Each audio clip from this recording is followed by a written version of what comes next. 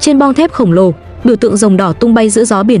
Một tiếng rít vang lên, chiếc tiêm kích J-35 tàng hình lao vút khỏi sàn đáp, được phóng đi bằng hệ thống điện tử tối tân. Tàu sân bay Phúc Kiến, niềm kiêu hãnh mới của Trung Quốc, chính thức gia nhập hạm đội, mang theo tham vọng vươn ra đại dương. Nhưng đằng sau buổi lễ rực rỡ, nhiều chuyên gia phương Tây đặt câu hỏi, liệu con tàu này có thực sự mạnh như Bắc Kinh tuyên bố, hay chỉ là biểu tượng tuyên truyền của thời đại? Cuộc đua công nghệ hải quân đang bước vào giai đoạn khốc liệt nhất, và trong làn sóng ấy, Phúc Kiến có thể thay đổi cán cân quyền lực trên Biển Đông. Nếu bạn muốn hiểu rõ hơn về cuộc chơi tàu sân bay giữa Trung Quốc và Mỹ, hãy đăng ký kênh Hồ sơ Quân giới ngay bây giờ. Buổi sáng mờ sương trên đảo Hải Nam, tiếng còi dài vang lên giữa cảng quân sự. Con tàu khổng lồ sơn màu xám thép lặng lẽ nổi bật giữa hàng chục chiến hạm hộ tống. Đó là Phúc Kiến, tàu sân bay lớn nhất, hiện đại nhất mà Trung Quốc từng chế tạo. Trên bong, quốc kỳ đỏ 5 sao tung bay, phản chiếu trên mặt nước xanh sẫm. Chủ tịch Tập Cận Bình bước lên cầu tàu, chính thức tuyên bố con tàu này đã đi vào hoạt động. Khoảnh khắc đó, giới quan sát gọi là bước ngoặt trên Biển Đông. Phúc Kiến mang số hiệu 18. Nó là hàng không mẫu hạm thứ 3 của Trung Quốc, nhưng là chiếc đầu tiên được thiết kế và chế tạo hoàn toàn trong nước. Hai người tiền nhiệm, Liêu Ninh và Sơn Đông, đều dựa trên mẫu tàu Liên Xô cũ. Còn Phúc Kiến, từ khung thép đến hệ thống phóng, đều do các viện nghiên cứu hải quân Trung Quốc phát triển. Sự kiện này đánh dấu bước trưởng thành của ngành đóng tàu quân sự nước này, vốn từng phụ thuộc nhiều vào công nghệ nước ngoài. Tàu Phúc Kiến có lượng dãn nước hơn 80.000 tấn, dài gần 320 m, tương đương một thành phố nổi. Bong phẳng khổng lồ của nó có 3 đường phóng điện từ và 4 thang máy cỡ lớn. Các thang này có thể đưa máy bay chiến đấu từ khoang chứa lên sàn đáp trong vòng chưa đầy 1 phút.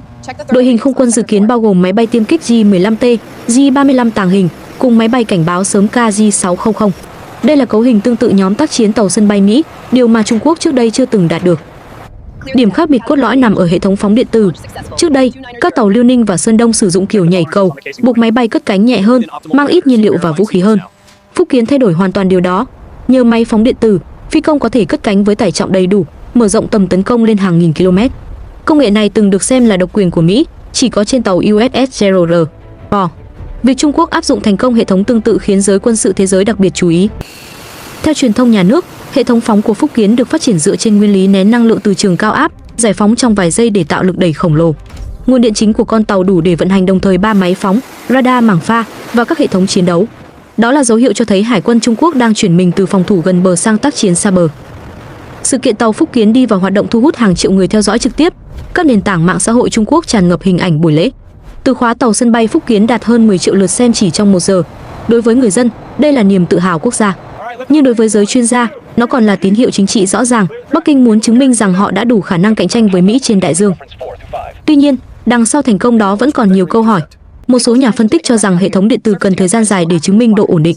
Những thử nghiệm ban đầu chỉ diễn ra trong điều kiện lý tưởng, chưa có số liệu thực chiến.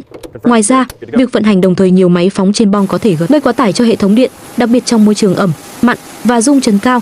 Đây là bài toán mà ngay cả Mỹ cũng phải mất nhiều năm mới khắc phục được. Phúc Kiến không chỉ là một con tàu, nó là tuyên ngôn chiến lược của Trung Quốc trong thế kỷ 21. Khi Mỹ, Nhật và các đồng minh tăng cường hiện diện ở Ấn Độ Dương, Thái Bình Dương, Bắc Kinh muốn chứng minh rằng họ có đủ năng lực bảo vệ lợi ích hàng hải và tuyến thương mại chiến lược. Tàu sân bay Phúc Kiến sẽ đóng vai trò trung tâm trong lực lượng tác chiến viễn dương, nơi mỗi hạm đội đều có thể vươn xa hàng nghìn km khỏi bờ. Các chuyên gia quân sự nhận định, trong thập kỷ tới, Trung Quốc có thể hình thành đội hình tàu sân bay hoạt động độc lập tương tự Mỹ. Khi đó, mỗi tàu sân bay sẽ đi cùng các tàu khu trục, tàu ngầm tấn công và tàu tiếp tế, tạo thành nhóm tác chiến hoàn chỉnh. Phúc Kiến chính là bước đầu của kế hoạch này. Dù còn nhiều giới hạn, việc tự chế tạo được một hàng không mẫu hạm quy mô lớn là thành tựu đáng kể. Nó chứng minh Trung Quốc đã bước qua giai đoạn bắt kịp, tiến vào giai đoạn tự định hình. Và khi Phúc Kiến chính thức rẽ sóng ra khơi, thế giới hiểu rằng đại dương giờ đây đã có thêm một đối thủ mới trong cuộc đua kiểm soát sức mạnh trên biển. Giữa bong tàu mênh mông, 3 đường phóng điện từ sáng lấp lánh trong ánh nắng. Đây là trái tim công nghệ của Phúc Kiến, nơi Trung Quốc khẳng định họ đã bước vào kỷ nguyên tàu sân bay hiện đại. Mỗi đường phóng có thể đẩy một tiêm kích nặng hơn 20 tấn cất cánh trong vài giây. Hệ thống này cho phép các phi công mang đủ nhiên liệu, vũ khí và radar tầm xa. Đó là điều mà các tàu sân bay trước đây của Trung Quốc không thể làm được. Theo CCTV, 3 máy phóng điện từ trên Phúc Kiến có thể hoạt động đồng thời, tăng tốc độ triển khai máy bay lên gấp đôi so với kiểu nhảy cầu truyền thống. Công nghệ này từng chỉ xuất hiện trên tàu USS Gerald R. Ford của Mỹ. Để đạt được điều đó, Trung Quốc đã mất hơn 10 năm nghiên cứu, thử nghiệm hàng trăm lần và xây dựng hệ thống lưu trữ năng lượng khổng lồ ngay trong thân tàu. Phúc Kiến được thiết kế để mang theo khoảng 40 máy bay, bao gồm J-15T hạng nặng, J-35 tàng hình thế hệ mới và KJ-600 cảnh báo sớm. Trong chiến thuật tác chiến, chúng có thể phối hợp thành bộ ba quyền lực, J-35 tấn công tầm xa, J-15T chiếm ưu thế khâu chiến và KJ-600 mở rộng tầm phát hiện. Khi hoạt động đồng bộ, sức mạnh không quân của Phúc Kiến có thể bao phủ phạm vi hàng nghìn km trên biển. Tuy nhiên, Phía sau công nghệ tiên tiến là hàng loạt thách thức kỹ thuật. Các chuyên gia Mỹ như các Shuster và Stewart cho rằng cấu trúc bong tàu của Phúc Kiến chưa tối ưu. Việc bố trí hai máy phóng ở giữa mũi tàu khiến đường hạ cánh và cất cánh giao nhau, làm giảm nhịp độ hoạt động. Trong điều kiện chiến đấu, chỉ cần một trục trặc nhỏ cũng có thể khiến cả hệ thống tạm ngừng. Ngoài ra, các máy phóng điện từ cần dòng điện ổn định tuyệt đối, điều không dễ duy trì khi tàu di chuyển giữa sóng lớn và độ ẩm cao. Hệ thống phóng điện từ là thành tựu công nghệ lớn, nhưng cũng là gánh nặng kỹ thuật. Nó đòi hỏi nguồn điện mạnh tương đương một thành phố nhỏ. Chỉ riêng việc sạc năng lượng cho mỗi lần phóng đã tiêu tốn hàng megawatt. Trong khi Mỹ sử dụng công nghệ lò phản ứng hạt nhân để đảm bảo năng lượng ổn định, Trung Quốc vẫn dùng tua bin hơi nước và máy phát điện truyền thống. Đây là khác biệt lớn nhất giữa Phúc Kiến và tàu lớp Nimitz. Truyền thông Trung Quốc mô tả Phúc Kiến như biểu tượng tự chủ công nghệ, song các chuyên gia quốc tế lại nhấn mạnh rằng công nghệ này vẫn cần thời gian chứng minh độ bền và hiệu quả. Việc duy trì nhịp độ cất cánh liên tục trong điều kiện thực chiến là thử thách chưa từng được Trung Quốc trải nghiệm. Trên mạng xã hội Weibo, hàng triệu người ca ngợi Phúc Kiến như niềm tự hào dân tộc, nhưng giữa những lời khen, nhiều blogger quân sự Trung Quốc cũng chỉ ra điểm yếu. Một trong số họ nhận xét rằng các máy phóng đặt quá gần trung tâm bong khiến máy bay hạ cánh phải lăn qua khu vực phóng, gây cản trở. Nhận định này trùng với đánh giá của các sĩ quan Mỹ rằng cấu hình sàn đáp của Phúc Kiến chưa đạt mức tối ưu như các tàu sân bay Mỹ. Dù vậy, đối với Bắc Kinh, Phúc Kiến vẫn là cột mốc không thể bỏ qua. Nó thể hiện ý chí cạnh tranh trực tiếp với Mỹ trên đại dương. Việc ra mắt hệ thống phóng điện từ đầu tiên của châu Á cho thấy Trung Quốc không còn chỉ sao chép mà đã bước vào giai đoạn sáng tạo và thử nghiệm công nghệ độc lập. Mỗi lần J-35 lao khỏi bong tàu, nó không chỉ mang theo khối kim loại nặng hàng chục tấn mà còn mang theo tham vọng chiến lược của cả một quốc gia. Phúc Kiến chưa hoàn hảo, nhưng nó là bước tiến không thể đảo ngược trên con đường biến Hải quân Trung Quốc thành lực lượng toàn cầu. Từ Washington đến Tokyo, sự xuất hiện của Phúc Kiến lập tức thu hút sự chú ý của các chiến lược gia quân sự. Với lượng dãn nước hơn 80.000 tấn, con tàu này gần tiệm cận kích thước của các tàu sân bay lớp Nimitz của Mỹ. Nhưng đằng sau vẻ bề ngoài đồ sộ, giới phân tích phương Tây lại nhìn thấy một thực tế khác, Trung Quốc vẫn đang ở giai đoạn học việc trong lĩnh vực vận hành tàu sân bay hiện đại. Các chuyên gia thuộc Viện Hải quân Mỹ cho rằng Phúc Kiến là một thành tựu kỹ thuật lớn, nhưng chưa phải một công cụ chiến đấu hoàn thiện. Hệ thống phóng điện từ của nó, dù tiên tiến, vẫn chưa trải qua các bài kiểm tra khắc nghiệt về độ ổn định trong chiến đấu dài ngày. Một tàu sân bay không chỉ cần công nghệ mà còn cần kinh nghiệm, thứ mà Mỹ đã tích lũy hơn 7 thập kỷ qua kể từ chiến tranh thế giới thứ hai. Tại Lầu Năm Góc, các chuyên gia so sánh Phúc Kiến với tàu USS Gerald R. Ford, mẫu tàu sân bay hiện đại nhất của Mỹ. Về lý thuyết, cả hai đều sử dụng máy phóng điện từ, có khả năng triển khai nhanh tiêm kích tàng hình và máy bay cảnh báo sớm. Nhưng điểm khác biệt nằm ở nguồn năng lượng. Gerald R. Ford dùng lò phản ứng hạt nhân, cung cấp dòng điện ổn định và gần như vô hạn.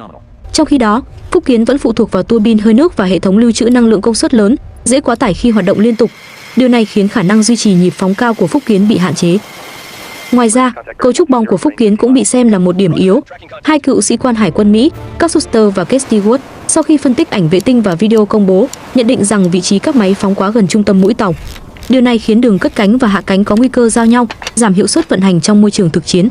Để tránh va chạm, tốc độ di chuyển của máy bay trên bong phải giảm, đồng nghĩa với việc nhịp độ triển khai phi vụ bị chậm lại. Ở góc nhìn khác, các nhà quan sát Nhật Bản và Hàn Quốc đánh giá rằng Phúc Kiến là tín hiệu cảnh báo cho khu vực. Khi Trung Quốc có thể triển khai nhóm tác chiến tàu sân bay tầm xa, phạm vi ảnh hưởng của họ sẽ mở rộng tới tận Thái Bình Dương. Điều đó buộc các quốc gia láng giềng phải điều chỉnh chiến lược quốc phòng, đặc biệt là trong việc hợp tác với Mỹ và tăng cường phòng thủ trên biển. Nhưng với Bắc Kinh, Phúc Kiến không chỉ là khí tài quân sự mà còn là công cụ ngoại giao. Sự hiện diện của nó ở Biển Đông hay trong các cuộc tập trận xa bờ mang thông điệp rõ ràng, Trung Quốc đã đủ năng lực bảo vệ lợi ích hàng hải của mình. Tàu sân bay này trở thành biểu tượng cho tham vọng hải quân xanh, lực lượng có thể hoạt động độc lập ở mọi vùng biển. Các chuyên gia phương Tây cảnh báo rằng, dù Phúc Kiến chưa thể sánh ngang về hiệu suất với tàu Mỹ, nhưng tốc độ phát triển của Trung Quốc đang khiến khoảng cách ngày càng thu hẹp. Nếu Bắc Kinh tiếp tục duy trì nhịp độ nghiên cứu và đóng mới, trong thập kỷ tới họ có thể sở hữu 4 đến 5 hàng không mẫu hạm.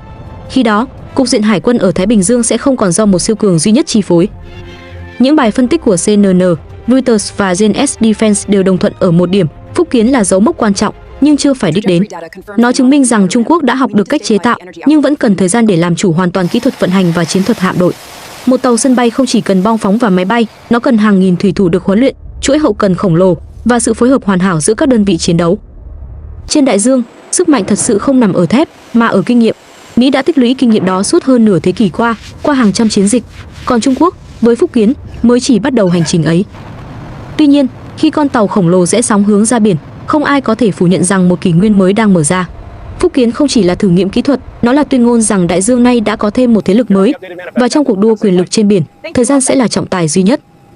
Khi con tàu Phúc Kiến chính thức rẽ sóng ra khơi, nó không chỉ mang theo các tiêm kích và thủy thủ, mà còn chở trên mình tham vọng hải quân lớn nhất của Trung Quốc trong thế kỷ 21. Với Bắc Kinh, Đây là thành quả của hàng thập kỷ nghiên cứu, đầu tư và niềm tin rằng một ngày nào đó họ có thể sánh ngang với các siêu cường trên đại dương. Phúc Kiến tượng trưng cho niềm kiêu hãnh, nhưng cũng là phép thử thực tế khắc nghiệt về năng lực quân sự của quốc gia này. Tàu sân bay không chỉ là biểu tượng của công nghệ, mà là biểu tượng của quyền lực chiến lược.